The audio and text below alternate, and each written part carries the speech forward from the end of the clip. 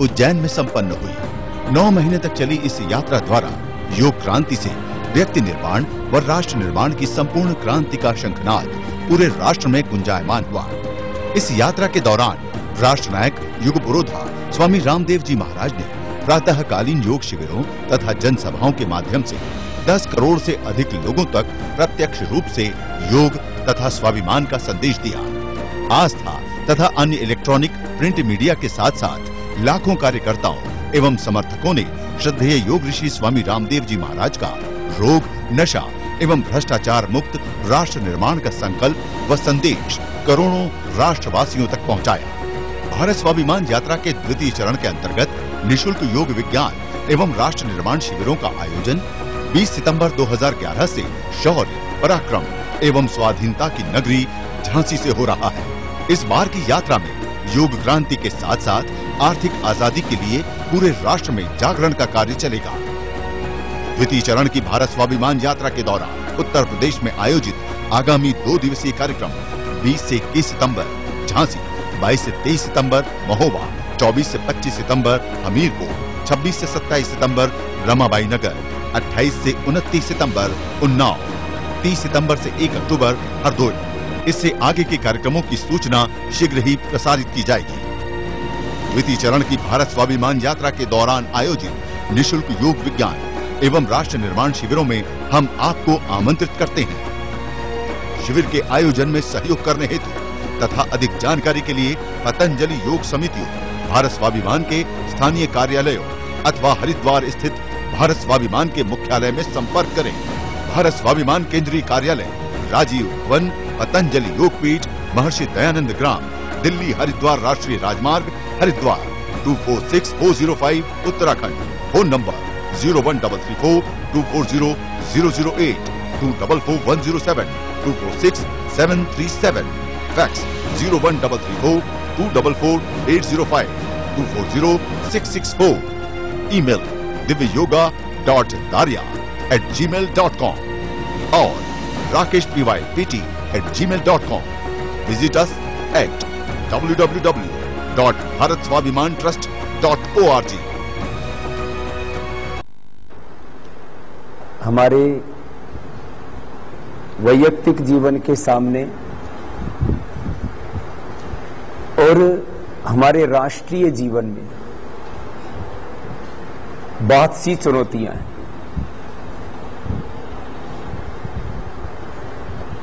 रोग एक चुनौती है, नशा दूसरी चुनौती है और हिंसा तीसरी चुनौती है। चाहे नक्सलवाद है, चाहे माओवाद है, और वर्तमान में जिस तरह से आतंकवाद देश में पैर पसार रहा है, उसने तो पूरे देश को झकझोर के रख दिया है। यह मात्र पिछले वर्षों में जो मुंबई पर हमला हुआ, जो वाराणसी में हमला हुआ, जो दिल्ली में हमले हुए, पूरे देश में अब तक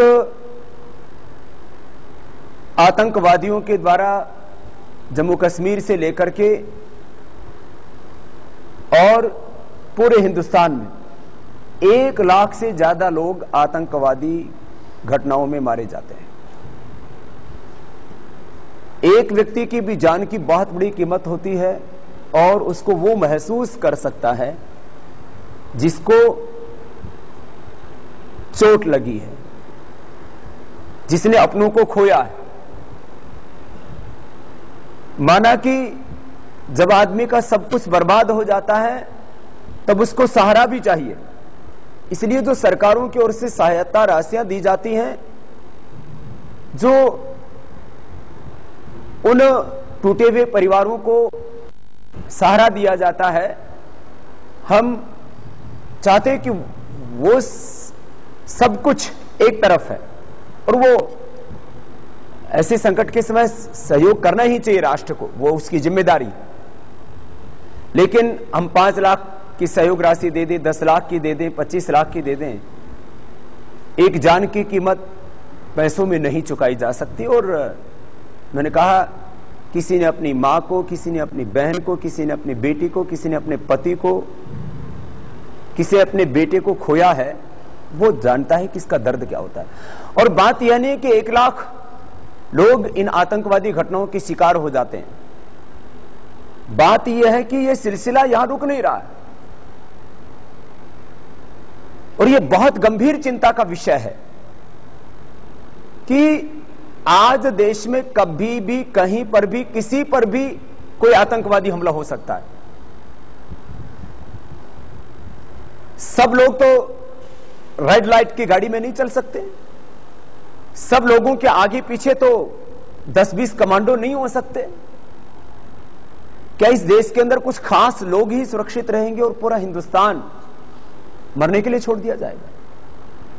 मैं बात ही कह रहा था कि ये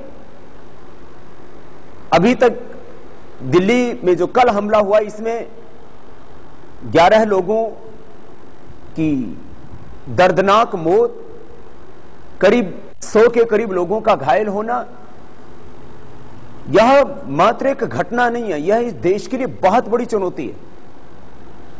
आज से करीब 10 साल पहले 9/11 की घटना हुई अमेरिका में, लेकिन 10 सालों में मुश्किल से 1-2 बार कहीं अफवाह तो उड़ी, कुछ थोड़ी बहुत कोशिश की गई, लेकिन एक भी आतंकवादी हमला नहीं होता अमेरिका के ऊपर।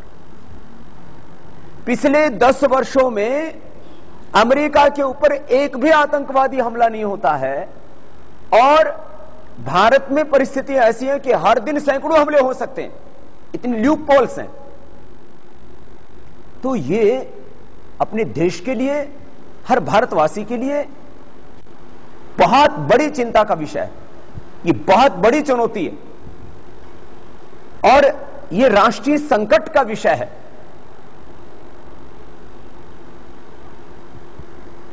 लेकिन इसको साधारण तौर तरीके से ले लिया जाता है। कुछ लोग अपनी राजनीतिक रोटियां इसमें सेकते हैं, कुछ लोग भय को भी बेचते हैं, लोगों को डरा करके और फिर अपने आप को रहनुमा बता करके वो कहते हैं नहीं, हम जो भी सुरक्षा के इंतजाम उनको पुख्ता करेंगे, यहां कमजोरी रह गई थी, वहां कमजोरी रह गई थी। मेरे पास कई लोगों के फोन आए, बोले बाबा जी सरकारों की नीयत ऐसी हो गई है कि जो राष्ट्रवादी हैं उनको तो सताने में लगी हुई, सारी एजेंसियां सच्चे और अच्छे लोगों पर लगा दी गई, जैसे हम इस देश में सबसे बड़े आतंकवादी। आज हमारे ऊपर जितने एजेंसियां लगाई हुई हैं, काश ये एजेंसियां देश में लगी होती, न तो झावेरी बाजार में आतंकवादियों का हमला होता और ना ये दिल्ली का हमला होता। सरकारी एजेंसियों की जो दिशा है वो कहीं भटक रही है और सरकार जो है वो देश को बचाने के बजाय अच्छे लोगों को सताने में लगी हुई।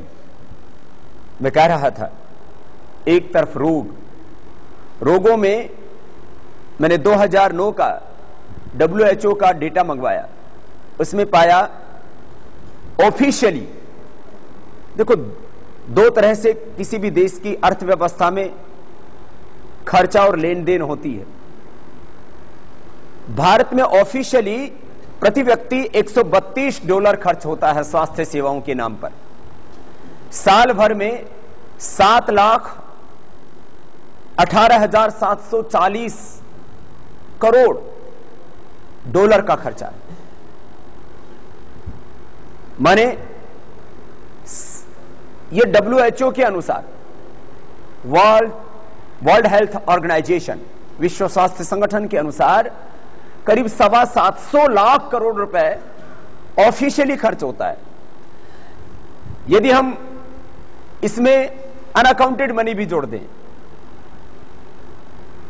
तो यह खर्चा तो 10 लाख करोड़ रुपए से ज्यादा का है।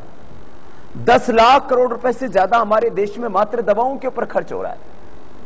10 लाख करोड़ रुपए के करीब हमारे देश में, क्योंकि हम देखते हैं घरों में आज कहीं 10 में से 5, कहीं 10 में से 3 व्यक्ति हर एक घर में व्यसन करने में लग गए, कोई बीड़ी, कोई शराब, कोई सिगरेट, कोई गुटखा खाने पीने में लगा हुआ।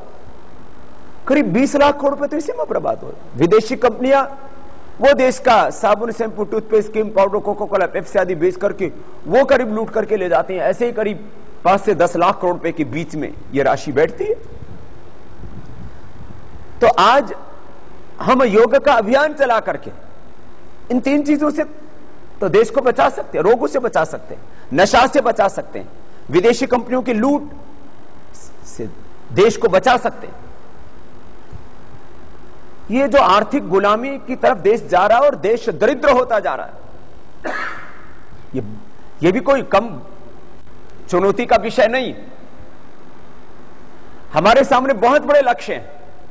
इस देश को रोग मुक्त बनाना, इस देश को नशा मुक्त बनाना, विदेशी कंपनियों के लूट के षड्यंत्र से, चाहे वो आर्थिक लूट है, चाहे वो चारित्रिक नैतिक लूट है, विदेशी कंपनियों के लूट के षड्यंत्र से देश को बचाना, क्या ये छोटे लक्ष्य है? ये बहुत बड़े लक्ष्य है। और मैंने कहा नक्सलवाद, माओवाद, आतंकवाद, 50% देश के जिले तो इसमें जल रहे हैं। ये कोई छोटी बात नहीं है। फिर हम यदि दूसरी समस्याओं की फरहिस्त देखते हैं तो वो भी छोटी नहीं है। जमीन की समस्याएं, भू अधिकारों की समस्याएं, रोजी और रोटी के लिए करोड़ों लोग लड़ रहे हैं देश के अंदर। आदिवासियों की समस्याएं, वनवासियों की समस्याएं, गांव, गरीब, मजदूर, किसान, वाल्मीकि, दलित, जो शोषित समाज है, वंचित समाज है,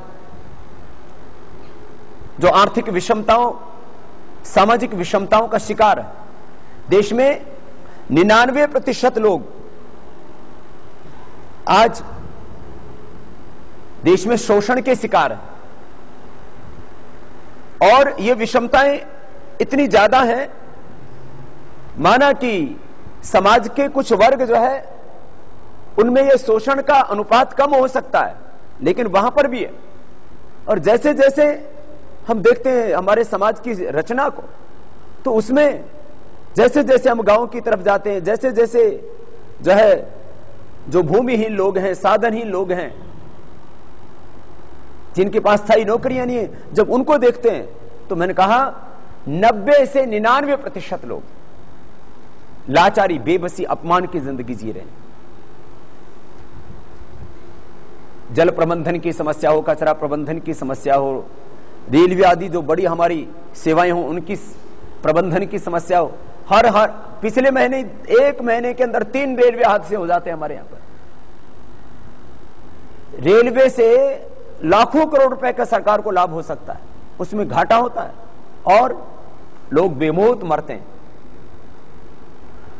और देश में लूट बहुत हुई है, लोग तिजोरियां भरने में लगे हुए, हिंदुस्तान बर्बाद हो रहा है। लूट लूट करके 400 लाख करोड़ रुपए शीर्ष बैंकों में जमा हो जाता है। हर दिन हजारों करोड़ रुपए की, हर वर्ष लाखों करोड़ रुपए की देश की लूट होती है। और राष्ट्रीय संपदाओं की बात करें हम, जल, जंगल, जमीन, जड़ी बूटियां, देश की जवानी, देश की भू संपदाएं, इनके तो कोई इंतजाम ही नहीं है। जो लुटा सो तो लुटा, आगे भी करीब 10,000 लाख करोड़ रुपए की तो भू संपदाएं हमारे देश के अंदर, वो लूटने के लिए छोड़ी हुई। ये जो पिछले दिनों कुछ गिरफ्तारियां होती हैं अवैध खनन के नाम पर, ये तो कहते हैं ना ऊंट के मुंह में जीरा जैसी बातें। तो बहुत बड़ी समस्या है। तो हमारे सामने एक तरफ देश का नैतिक उत्थान, चारित्रिक उत्थान, क्योंकि भ्रष्ट आचरण भी बहुत बड़ी समस्या है देश में, और दूसरी तरफ भ्रष्टाचार, आतंकवाद, लूट मची हुई है। इसका समाधान कैसे होगा? मैंने कई बार इसको पहले भी कहा, फिर वापस दोहरा रहा हूं। वैयक्तिक हमारी जितनी भी समस्या, उनका समाधान है योग अध्यात्म। चाहे रोग है, चाहे नशा है, चाहे हमारे भीतर नकारात्मकता है, हमारे तनाव हैं, हमारी एफिशिएंसी कम हो गई है, घरों में झगड़े हो रहे हैं, घर परिवार टूट रहे हैं, योग अध्यात्म हमारी वैयक्तिक समस्याओं का समाधान है। जो नैतिक पतन हो रहा है, भ्रष्ट आचरण उसका समाधान है योग, अध्यात्म। 100 में से 99 आदमी किसी न किसी समस्या के शिकार हैं। कोई बीमार है, किसी को शारीरिक समस्या है, किसी को मानसिक समस्या है, और लोगों के जीवन में बहुत तरह के दुख हैं, अशांतियां, परेशानियां।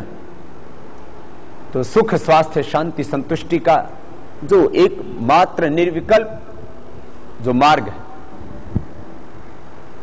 निर्भ्रांत जो मार्ग है, वो है योग, अध्यात्म। और उसके द्वारा हमें इस देश का उत्थान करना है, इस देश को ऊंचाई पर लेकर के जाना है। ये तो हम करेंगे।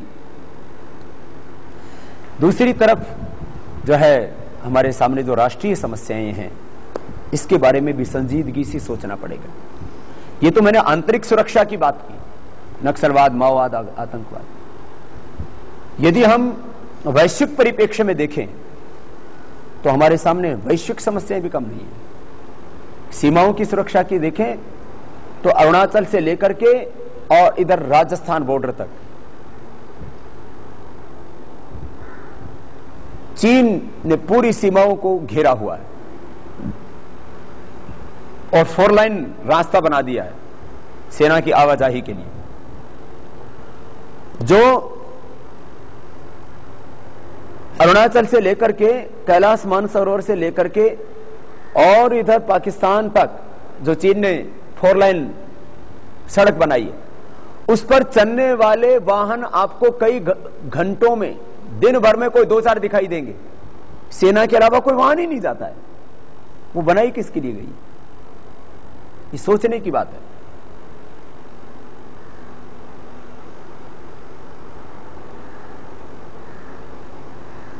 भारत की अर्थव्यवस्था से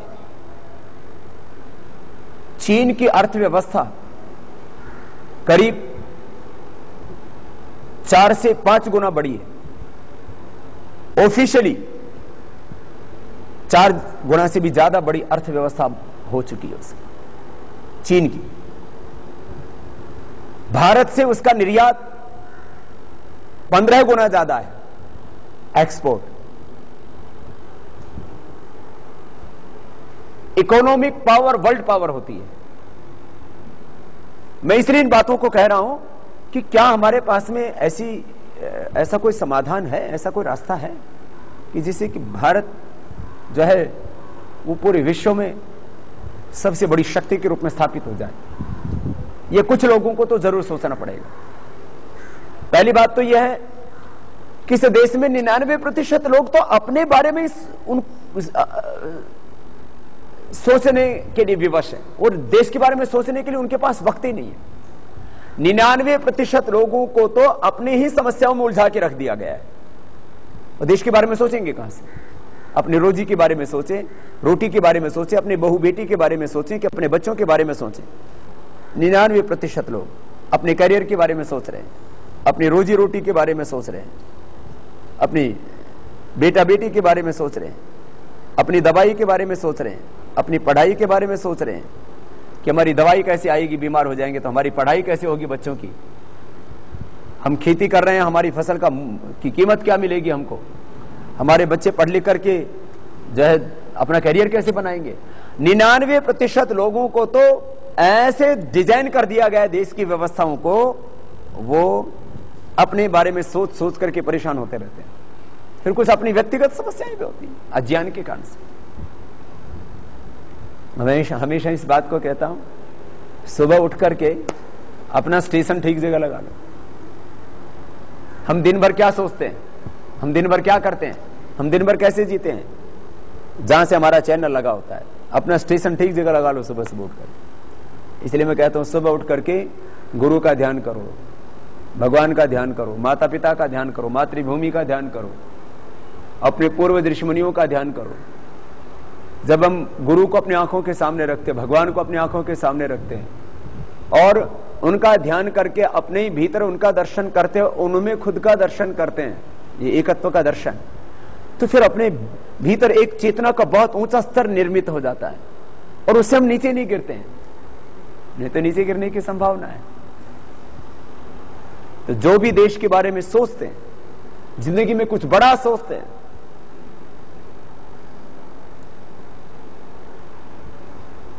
देश के बारे में जो कुछ सोचते हैं उनको फिर यहां से अपने चिंतन को शुरू करना पड़ेगा,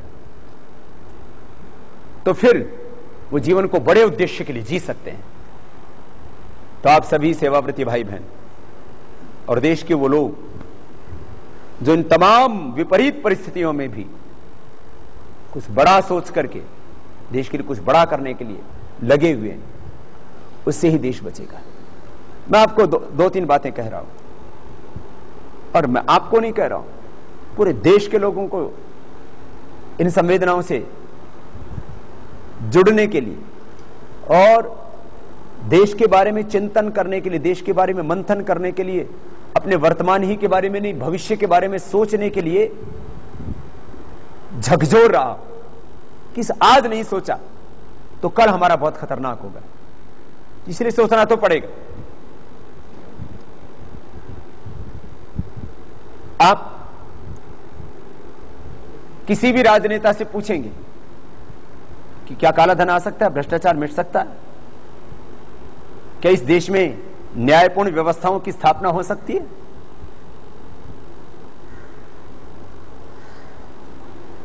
क्या इस देश को सामाजिक आर्थिक न्याय मिल सकता है? तो अधिकांश जो पॉलिटिशियंस हैं, राजनेता हैं, उनका उत्तर क्या मिलेगा? काला धन तो वापस नहीं आ सकता।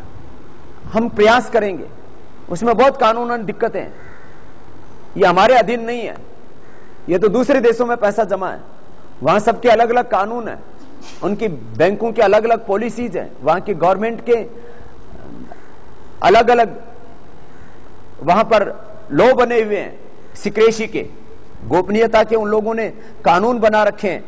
ऐसे बातों का हवाला दे करके सब बातों को टाल जाएंगे। आप उनसे कहिए क्या भ्रष्टाचार मिट सकता है, तो एक ही उत्तर आएगा, 99% लोग इस देश के भ्रष्ट हो चुके हैं, भ्रष्टाचार नहीं मिट सकता है।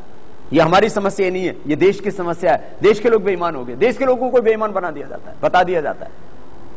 देश के लोगों को बेईमान बता करके विदेशों में जमा धन को गोपनीयता के कानूनों का हवाला दे करके और देश की सामाजिक रचना की आड़ लेकर के कि ये तो देश की सामाजिक रचना ही ऐसी है, इसमें सब लोग धनवान हो ही नहीं सकते। हम कहते हैं कि सब लोग धनवान बने, सब लोग बुद्धिमान बने, लेकिन जो लोग ऊंचे ओहदों पर बैठे हैं, जो बुद्धिमान है, जो धनवान है, वो कहते हैं नहीं, ऐसा हो ही नहीं सकता। ये पूरी दुनिया की समस्या है, उसमें भारत की समस्या ज्यादा है। पूरी दुनिया में धनी और निर्धन का जो अंतर है वो 1 और 10 का है, 1 और 100 का है। भारत में धनवान और निर्धन के बीच का जो फासला है वो 1 और करोड़ का। एक आदमी रोज का कमाता है मान लीजिए 100 रुपए, तो दूसरा कमाता है 100 करोड़ रुपए। ये है फासला, ये इतना बड़ा फासला है। उनका वेतन देखा जाए तो भी वो करोड़ों में। अब एक आदमी का वेतन जो है महीने का 5 करोड़ और एक आदमी का महीने का वेतन 5,000, तो भी आप देखो कितना बड़ा फासला है। ये आर्थिक विषमता सामाजिक विषमताओं को जन्म देती है, समाज में संघर्ष को जन्म देती है, और फिर सारा समाज जलने लगता है। तो इस देश में मैंने कहा वैयक्तिक समस्याओं का समाधान योग और अध्यात्म, इससे 99% समस्याओं का समाधान हो जाता है। योग और अध्यात्म से 99% वैयक्तिक समस्याओं का समाधान, सामाजिक पारिवारिक समस्याओं का समाधान। और जो हमारी ये जो सामाजिक समस्याएं, आर्थिक समस्याएं, इसका समाधान क्या है?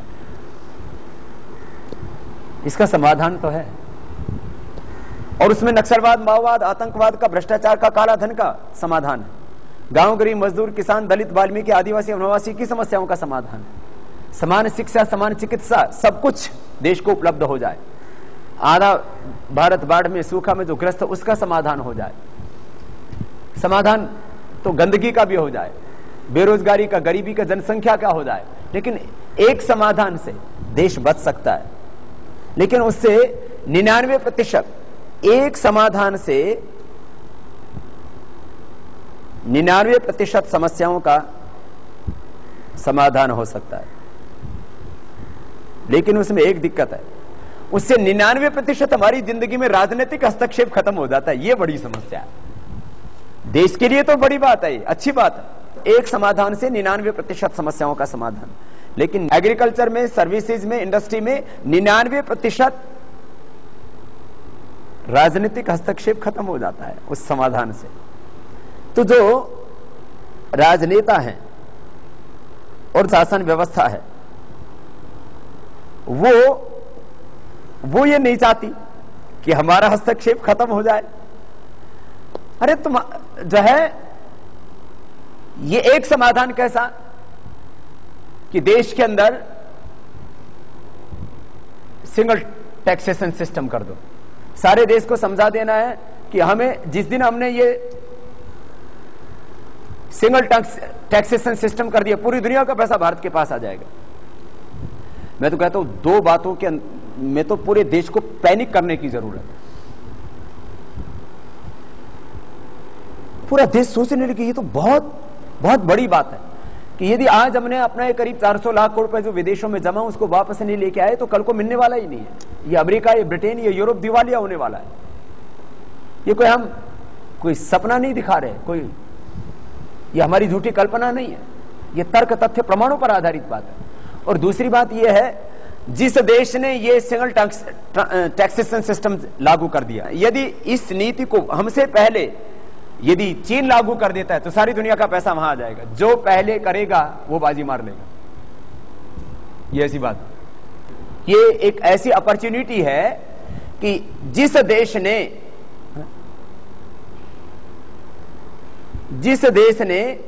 ये सिंगल टैक्सेशन सिस्टम लागू कर दिया, वो देश अब दुनिया की सुपर पावर बनेगा।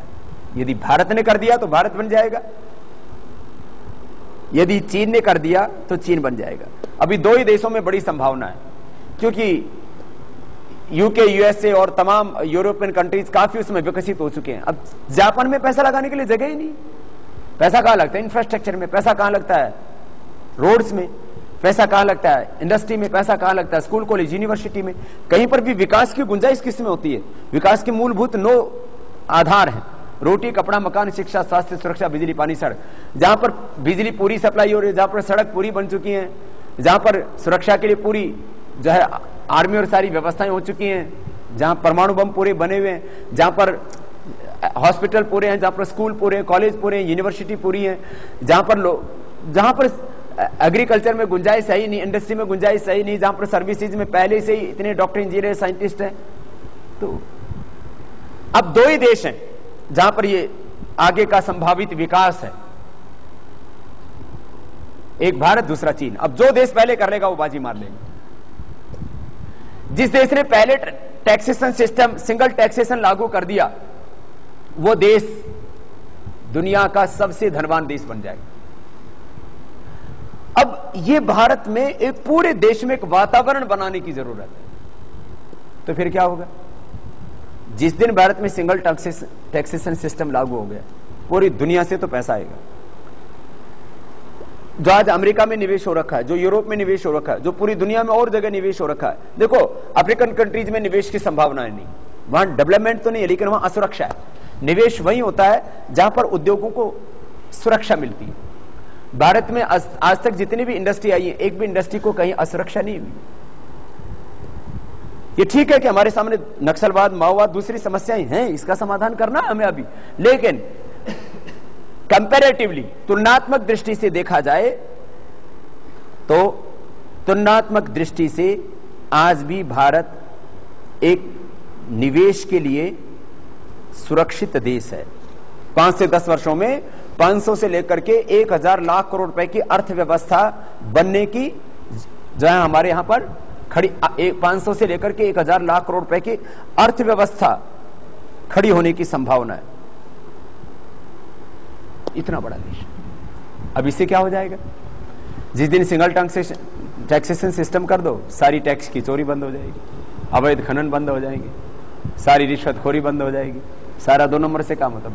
इसमें ये 2% ट्रांजैक्शन टैक्स, हाई डोमिनेशन के नोट बंद, कैश ट्रांजैक्शन, 5,000 से ऊपर का बंद।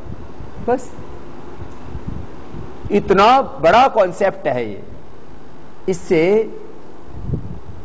इस देश के अंदर समान शिक्षा के लिए, समान चिकित्सा के लिए, जल प्रबंधन के लिए, गांव गरीब मजदूर किसान के उत्थान के लिए इतना पैसा होगा। सेनाओं के आधुनिकीकरण के लिए आज चीन हमसे कई गुना आगे पहुंच चुका है सेना के आधुनिकीकरण में।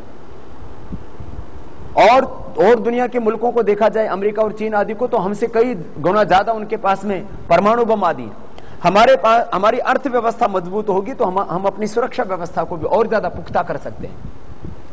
हम अपने पूरे देश में और पूरी सीमाओं के ऊपर इस तरह से हम जो इंटरनेशनल जो सर्विलेंस लगा करके जो देश और देश के बाहर से जो आतंकवादी गतिविधियां हैं उनको पूरी तरह से सीज कर सकते हैं। इंटेलिजेंस सर्विलेंस लगा करके समाधान पूरे आतंकवादियों की गतिविधियों को कंट्रोल कर सकते हैं। जो अवैध कार्य जितने भी, अनैतिक कार्य जितने भी, काले धन से लेकर के, काले धंधों से लेकर के और आतंकवाद तक, जो है ये इंटेलिजेंस सर्विलेंस,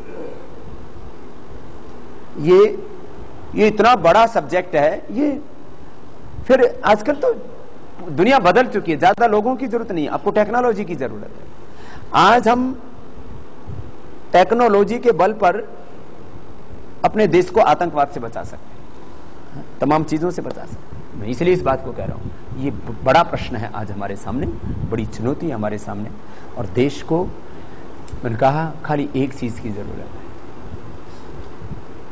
कि आज हम आर्थिक सुधार करें। और जिस देश की आर्थिक व्यवस्था और जिस देश की आर्थिक नीतियां और जिस देश की कानून व्यवस्था ये दोनों कमजोर होती हैं, वो देश कमजोर होता है। और जिस देश की आर्थिक नीतियां और जिस देश की कानून व्यवस्था मजबूत होती है, वो देश मजबूत होता है। व्यक्ति निर्माण व राष्ट्र का चरित्र निर्माण, नैतिक उत्थान एवं आध्यात्मिक विकास आज तक भारत में किसी नेता या अभिनेता ने नहीं किया। युगों युगों से सन्यासियों, योगियों व तपस्वियों ने ही समाज को नेतृत्व दिया तथा देश व दुनिया का मार्गदर्शन किया है। एक योगी ही स्वार्थों व सहज मानवीय प्रवृत्तियों से ऊपर उठकर लोक कल्याण व विश्व मंगल के लिए अहर्निश तप साधना, पुरुषार्थ एवं सेवा करता है। राष्ट्रनायक युग पुरोधा स्वामी रामदेव जी महाराज, जिन्होंने करोड़ों लोगों को योग एवं अपने आध्यात्मिक बल से मात्र प्रभावित ही नहीं, प्रकाशित भी किया है। ऐसे महान योगी के दर्शन व प्रेरक उद्बोधन व मार्गदर्शन पाने हेतु पंजाब केसरी के समूह संस्थापक अमर शहीद लाला जगत नारायण जी के बलिदान दिवस पर आयोजित कार्यक्रम में हम आपको सादर आमंत्रित करते हैं। स्वतंत्रता सेनानी लाला जगत नारायण जी ने हिंद समाचार ग्रुप की स्थापना की थी। मानवता के प्रहरी लाला जगत नारायण जी ने महात्मा गांधी के असहयोग आंदोलन में हिस्सा लेकर आजादी की लड़ाई में महत्वपूर्ण योगदान दिया था, जिसका आज भी संपूर्ण राष्ट्र ऋणी है। पंजाब केसरी, वरिष्ठ नागरिक केसरी क्लब व JR मीडिया के संयुक्त तत्वावधान में आयोजित ये कार्यक्रम दिनांक 9 सितंबर 2011 सांझ 4 बजे तालकटोरा स्टेडियम दिल्ली में रखा गया है। आप सभी इस कार्यक्रम में सादर आमंत्रित हैं।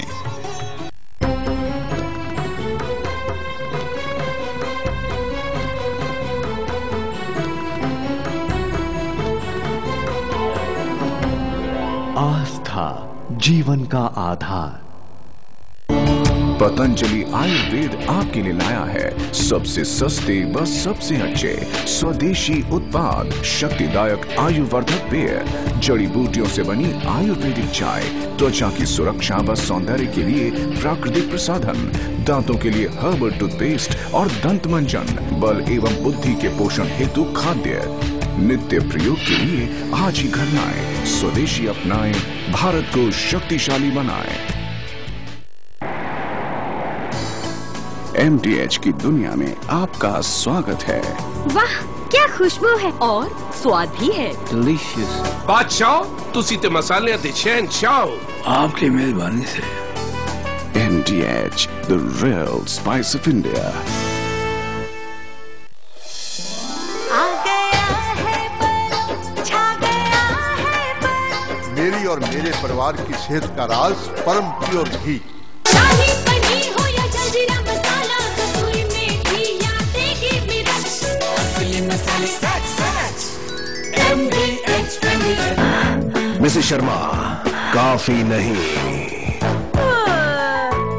अपनाइए कम सोडियम वाला डॉक्टर सॉल्ट, वजन घटाए चुटकी में। किचन किंग हो या चना मसाला, दाल मखनी या सांभर मसाला, असली मसाले सच सच। MDH। आ गया है पल, छा गया है पल। मेरी और मेरे परिवार की सेहत का राज परम प्योर घी। इस उम्र में भी मेरे सारे के सारे दांत सुरक्षित थे। MDH मंजन है जहां, दांतों की सुरक्षा है वहां, असली दंत मंजन सच सच। MDH। मेरी तरह आप भी दांतों को सुरक्षित रखना चाहते हैं तो MDH दंत मंजन करना ना भूलें। पतंजलि आयुर्वेद आपके लिए लाया है सबसे सस्ते व सबसे अच्छे स्वदेशी उत्पाद शक्तिदायक आयुर्वर्धक पेय, जड़ी बूटियों से बनी आयुर्वेदिक चाय, त्वचा की सुरक्षा व सौंदर्य के लिए प्राकृतिक प्रसाधन, दांतों के लिए हर्बल टूथपेस्ट और दंत मंजन, बल एवं बुद्धि के पोषण हेतु खाद्य, नित्य प्रयोग के लिए आज ही घर लाएं, स्वदेशी अपनाएं, भारत को शक्तिशाली बनाएं। जो भी पके ऐसा पके जहाँ भी जो हो, खींचा चला आए। MDH मसाले ऐसा फ्लेवर जगाए, असली मसाले सच सच। MDH। प्रथम पूज्य श्री गणेश जी की कृपा आप सभी पर सदैव बनी रहे। इसी कामना के साथ श्री गणेश उत्सव के पावन अवसर पर आस्था परिवार की हार्दिक शुभकामनाएं। अब ये इतना सा छोटा सा सॉल्यूशन है, करे कौन इसको? वर्तमान सरकारों के ऊपर करने के लिए हम दबाव डालें, विपक्ष के ऊपर करने के लिए दबाव डालें, और एक ऐसा वातावरण बना दें हम देश के अंदर कि अब ये करना ही पड़ेगा। किसी भी बड़े परिवर्तन का आधार हमेशा देश के नागरिक होते हैं, समाज होता है। सामाजिक परिवर्तन से ही, वैचारिक परिवर्तन से ही राष्ट्र के अंदर कोई भी बड़ा राजनीतिक परिवर्तन होता है, आर्थिक परिवर्तन होता है।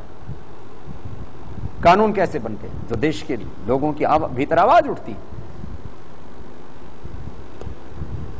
तो किसी भी देश के परिवर्तन के आधारशिला विचार से शुरू होती है।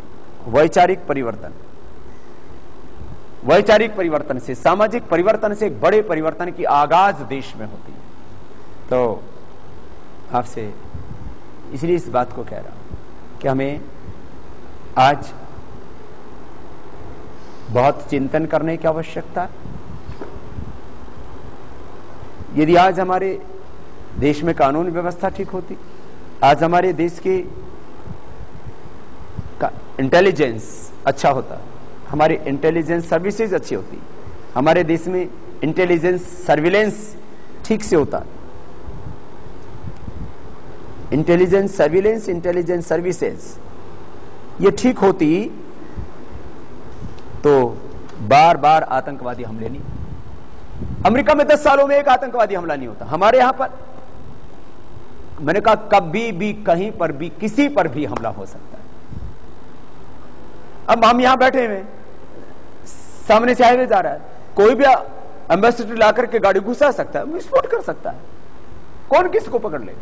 हमारे देश में जो है इस चीज की कमी है, उस चीज की कमी है, बोले जो है हमारे खुफिया तंत्र में सूचनाओं के आदान प्रदान की कोऑर्डिनेशन की कमी है।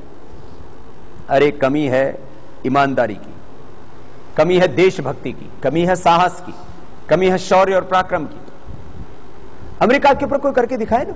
अरे हमने तो पूरी दुनिया की दुश्मनी मोल नहीं ले रखी है। अमेरिका ने तो पूरी दुनिया के आतंकवादी संगठनों की दुश्मनी मोल ले रखी और फिर भी पूरी दुनिया के सामने खड़ा हुआ है। इजराइल एक छोटा सा देश है, देखो इजराइल को, और देश खड़ा हुआ है, कोई बिगाड़ के दिखाए उसका कुछ भी। हमारे पास में बस हमारी आर्थिक नीतियां और हमारी कानून व्यवस्था ये ठीक हो जाए और तो ईमानदारी आ जाए, साहस आ जाए देश में। कैसे आएगा? इसके लिए पूरा एक वातावरण राष्ट्र में बनाना पड़ेगा परिवर्तन के लिए, सामाजिक परिवर्तन से। अब ये राष्ट्रीय परिवर्तन आएगा और इसके लिए कुछ लोगों की, कुछ विचारवान लोगों की जरूरत है पूरे देश भर में, और इसके लिए हम तैयारी कर रहे हैं। हमें 2 साल लगते हैं, 3 साल लगते हैं, 5 साल लगते हैं, 10 साल लगते हैं। हम इस दिशा में काम करते रहेंगे और देश में एक दिन एक बड़ा परिवर्तन आएगा। इससे बड़ा जीवन का कोई मकसद नहीं हो सकता, इससे बड़ा कोई जीवन का ध्येय नहीं हो सकता। और हमने दोहरी जिम्मेदारी ले रखी है। एक तरफ देश आध्यात्मिक उन्नति की शिखर पर पहुंचे और दूसरी तरफ आर्थिक उन्नति के भी शिखर पर पहुंचे। अब ये दोहरी जिम्मेदारी, हमने दरिद्रता को कभी धर्म नहीं माना। आर्थिक उन्नति और आध्यात्मिक उन्नति। दुर्भाग्य से हमारे देश के अंदर आध्यात्मिक चिंतन का पतन हुआ। यूं तो सामाजिक, आर्थिक, राजनीतिक कई रूपों में पतन हुआ, लेकिन एक तो जो आध्यात्मिक चिंतन था, जो चरित्र था, उसमें पतन हुआ। और आर्थिक चिंतन तो मानो बंद सा ही हो गया। आर्थिक चिंतन करना अपराध माना जाने लगा। और कोई धार्मिक व्यक्ति यदि आर्थिक चिंतन की बात करे तो बोले आप पैसे के बारे में क्यों बात कर रहे हो? आर्थिक चिंतन इस देश में हर पटल पर होना चाहिए, हर घर में, हर गली में, हर मोहल्ले में होना चाहिए। समस्या ही अर्थ की है। आर्थिक व्यवस्थाएं, आर्थिक नीतियां ठीक न होने से ही अनर्थ हो रहा है। अर्थ ठीक नहीं होगा तो अर्थ के ठीक न होने से क्या होगा? अनर्थ। सब कह रहे अनर्थ बंद होना चाहिए, लेकिन अर्थ के बारे में नहीं सोचते। ये बड़ी विचित्र। अनर्थ बंद होना चाहिए लेकिन अर्थ के बारे में नहीं सोचना चाहते। तो ये इस बार की जो यात्रा है, जो झांसी से शुरू हो रही है, झांसी में पहले ही दिन से ऐतिहासिक रूप से यात्रा शुरू हो रही और देश एक नए ऐतिहासिक परिवर्तन की और आगे बढ़ेगा। और जो हमारा सपना है, इस देश की आध्यात्मिक उन्नति का, आर्थिक समृद्धि का,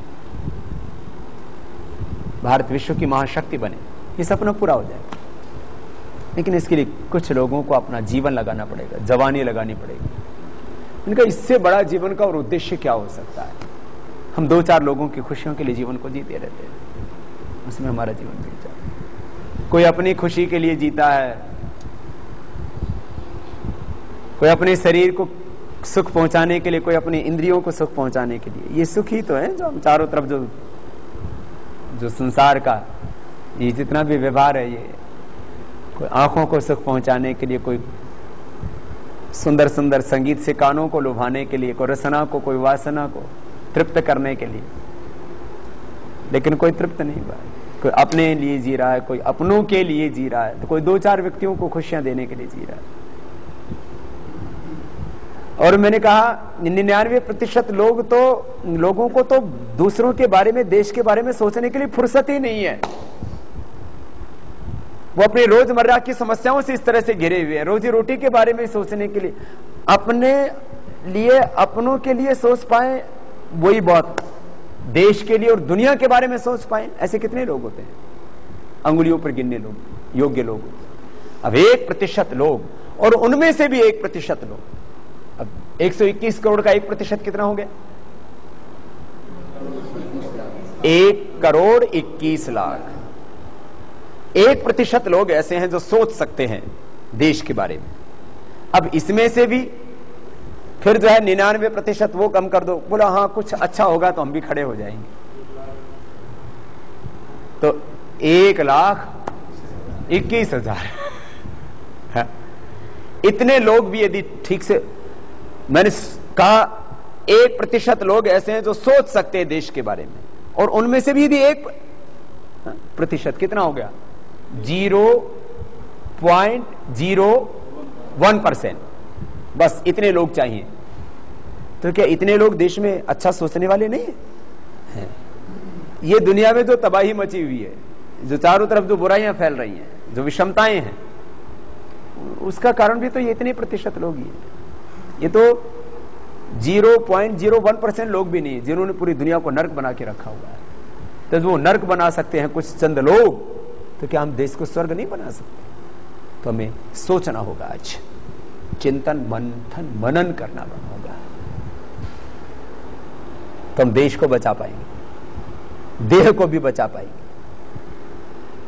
और इसलिए मैंने आपके सामने प्रसंग रखा। समाधान है हमारी अपनी आर्थिक नीतियां ठीक हो, हमारे कानून ठीक हो, हमारी व्यवस्थाएं ठीक हो। और मैंने समाधान भी दिया, सिंगल टैक्सेशन सिस्टम। और ये जिस देश ने लागू कर दिया वही देश दुनिया की महाशक्ति होगा। इकोनॉमिक पावर ही वर्ल्ड पावर होता है पूरी दुनिया में, ये तो सिद्धांत है।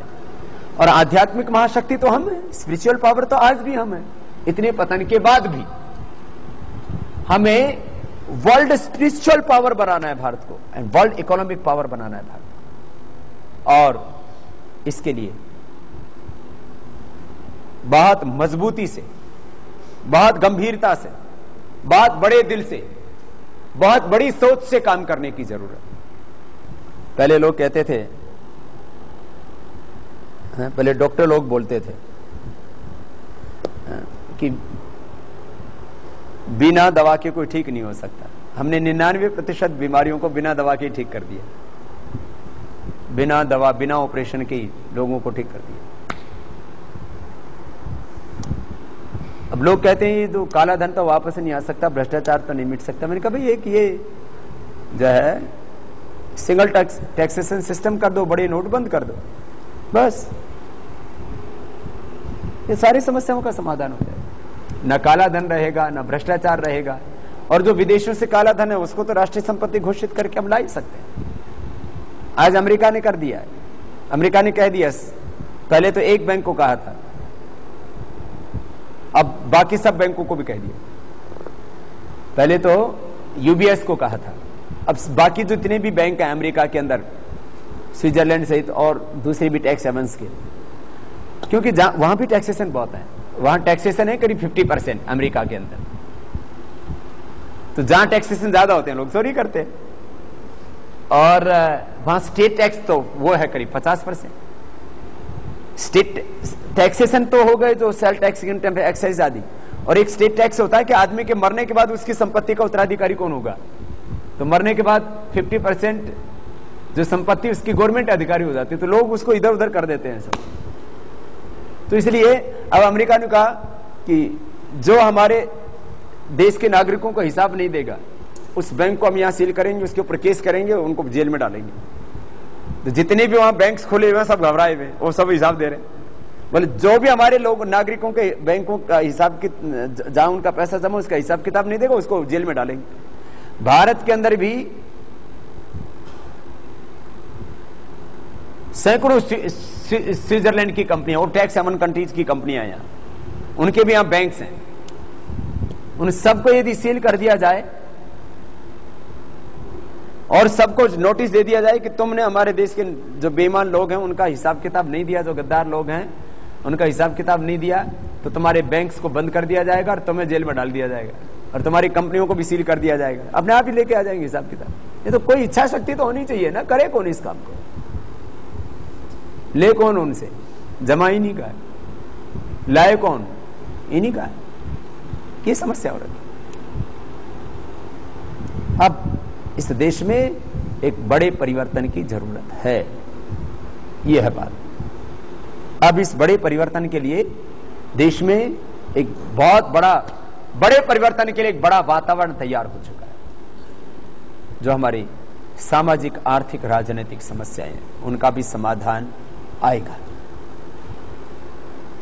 और दूसरा, योग और अध्यात्म का हमारा मुख्य रास्ता है। 99% हमारा जो कार्य है वो योग अध्यात्म का है और 1% हमारा कार्य, उनका एक सिंगल टैक्सेशन सिस्टम, इससे हमारी सारी समस्याओं का समाधान हो जाता है।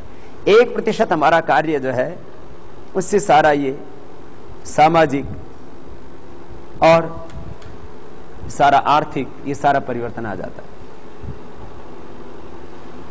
100 में से 99 आदमी बीमार हैं। किसी को बीपी, किसी को शुगर, किसी को मोटापा, किसी को गैस, किसी को कब्ज, किसी को एसिडिटी, किसी को चमड़ी की बीमारी, किसी को हड्डी की बीमारी, किसी को खून की बीमारी। कौन स्वस्थ है? 100 में से 99 आदमी बीमार, उसका हमारे पास समाधान है। 100 में से 99 आदमी परेशान, सामाजिक दृष्टि से, आर्थिक दृष्टि से, उसका हमारे पास में समाधान है। इतना बड़ा ये अभियान है जिसमें हमारे पास में 99%, हमारे इस अभियान से 99% समस्याओं का समाधान है।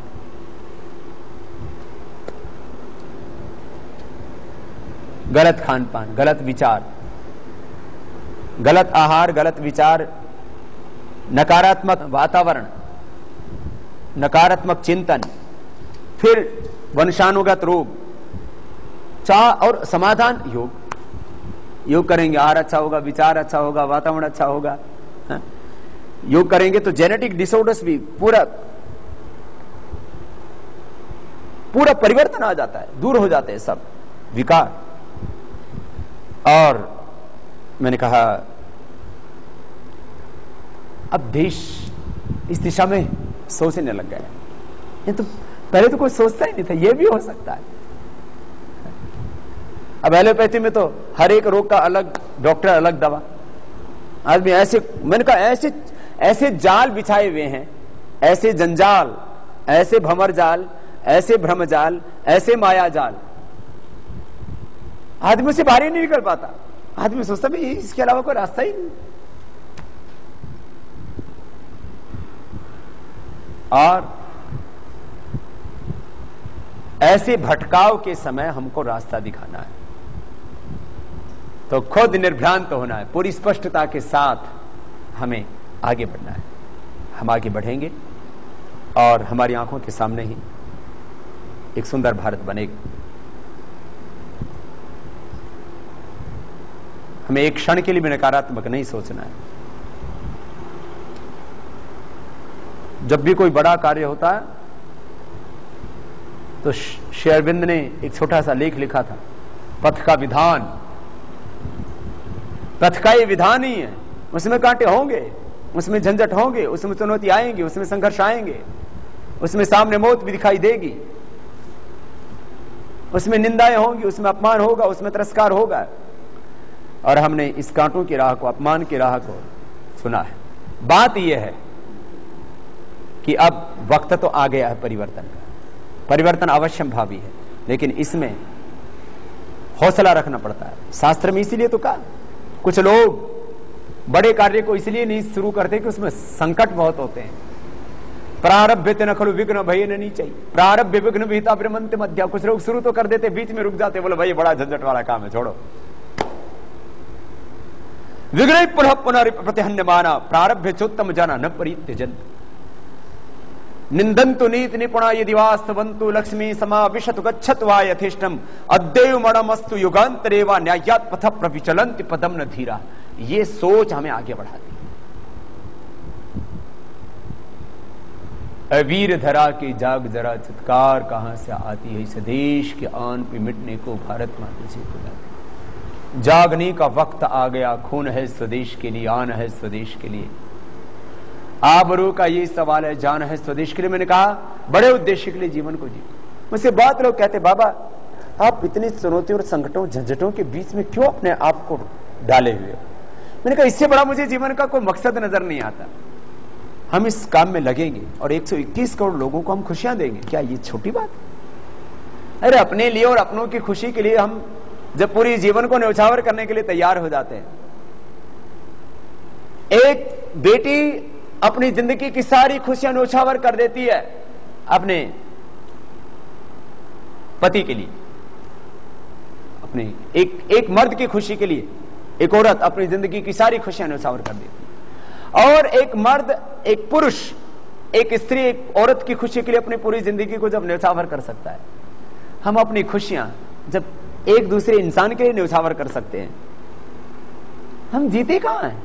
जहां भी हम जिएंगे आखिर इसकी सिवा तो जीवन का कोई ध्येय होगा नहीं कि हम किसी न किसी ध्येय के लिए तो जिए। कुछ तन के लिए जीते हैं, कुछ धन के लिए जीते हैं, कुछ मैंने कहा एक दूसरे के लिए जीते हैं, छोटे छोटे उद्देश्यों के लिए जीते हैं। बड़े उद्देश्य के लिए जीवन की जीना ये जीवन का सच्चा सम्मान है, बाकी तो जीवन का तिरस्कार है, अपमान है। तो मैं सोचता हूं जरूर कुछ लोग सोचें किसी भी बड़े उद्देश्य के लिए 1% लोग भी जब सोचना शुरू कर दें, और मैंने कहा 1% नहीं 0.01% लोग उसके लिए जूझना शुरू कर दें तो काम पूरा हो जाता है। आज इस देश के 99% लोग जो हम कार्य कर रहे हैं उसके प्रति सदिच्छा रखते हैं, ये एक सबसे बड़ा सकारात्मक संकेत है परिवर्तन का। 99% लोग जो माना कि अपने समस्याओं से जूझ रहे हैं, लेकिन वो जब इस आंदोलन के बारे में सोचते हैं तो कहते हैं नहीं ये काम तो होना चाहिए।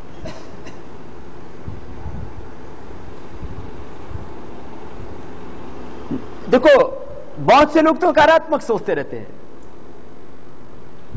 हमें उनके बारे में सोचना ही नहीं, हमेशा हमें सकारात्मक सोचना है। और उत्तर किसी भी बात का वक्त पर मिलता है। कोई भी जो बड़ा परिवर्तन होता है उस बड़े परिवर्तन का, राजनीतिक परिवर्तन का समय तो 5 साल में एक ही बार आता है। उस समय लोग जवाब देते हैं। तो 5 वर्षों में एक बार मौका मिलता है, अवसर मिलता है कि हम इस देश को किस दिशा में लेकर के जाएं, किन लोगों के हाथों में सौंपें। 5 वर्षों में एक बार मौका मिलता है कि किन के हाथों में देश को सौंपें, किन के हाथों में देश की सारी शक्ति हो, संपत्ति हो, सब कुछ होता है। लोकतांत्रिक व्यवस्था में 99% देश की सारी शक्ति सत्ता के हाथों में होती है।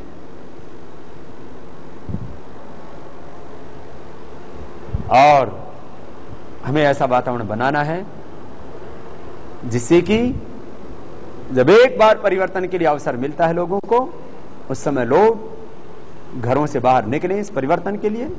उस समय लोग निर्भय होते हैं। अभी तो कुछ लोग भय से, कुछ लोग प्रलोभन से, कुछ लोग नकारात्मकता के कारण से, कुछ लोगों के अंदर भ्रम ही फैला दिया जाता है कई तरह का। आज हम ये काम कर रहे हैं तो कितनी तरह के अफवाहें, कितनी तरह के भ्रम, कितने तरह के षड्यंत्र।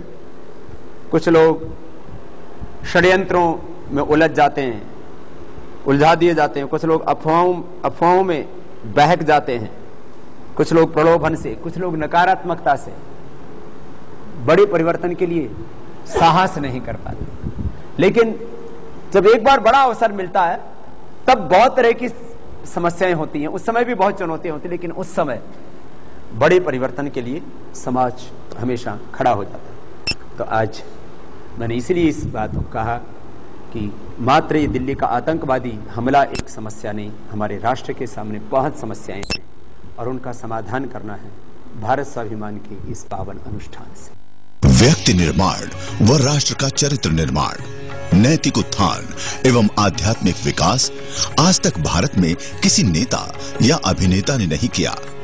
युगों युगों से सन्यासियों, योगियों व तपस्वियों ने ही समाज को नेतृत्व दिया तथा देश व दुनिया का मार्गदर्शन किया है। एक योगी ही स्वार्थों व सहज मानवीय प्रवृत्तियों से ऊपर उठकर लोक कल्याण व विश्व मंगल के लिए अहर्निश तप साधना, पुरुषार्थ एवं सेवा करता है। राष्ट्रनायक युग पुरोधा स्वामी रामदेव जी महाराज, जिन्होंने करोड़ों लोगों को योग एवं अपने आध्यात्मिक बल से मात्र प्रभावित ही नहीं प्रकाशित भी किया है। ऐसे महान योगी के दर्शन व प्रेरक उद्बोधन व मार्गदर्शन पाने हेतु पंजाब केसरी के समूह संस्थापक अमर शहीद लाला जगत नारायण जी के बलिदान दिवस पर आयोजित कार्यक्रम में हम आपको सादर आमंत्रित करते हैं। स्वतंत्रता सेनानी लाला जगत नारायण जी ने हिंद समाचार ग्रुप की स्थापना की थी। मानवता के प्रहरी लाला जगत नारायण जी ने महात्मा गांधी के असहयोग आंदोलन में हिस्सा लेकर आजादी की लड़ाई में महत्वपूर्ण योगदान दिया था, जिसका आज भी संपूर्ण राष्ट्र ऋणी है। पंजाब केसरी, वरिष्ठ नागरिक केसरी क्लब व